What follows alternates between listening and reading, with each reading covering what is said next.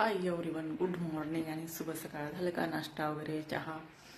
तर चला आज पाहूया आपण मी आजच्या नाश्त्यामध्ये काय बनवलंय ते.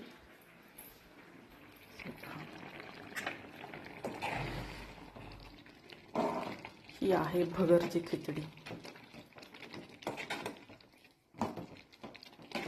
तर माझी खूप फेवरेट आहे, मला आवडती. तर ह्याच्यामध्ये काय टाकायचं आणि किती थोडंच अर्धी वाटीच भगर घेतलं होतं बरं मी. तर बघा किती खूप जास्त होतं. थोडं जरी घेतलं का फार फुगतं हे.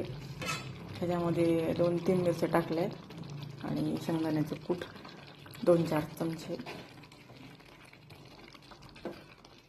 तेल, मिरची, तेल आणि शेंगदाण्याचं कूट आणि बटाटा 2 बटाटे टाकले. ते पहा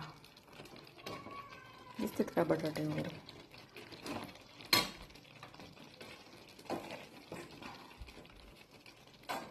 थोडंसं पाणी राहिलं हे टाकायचं.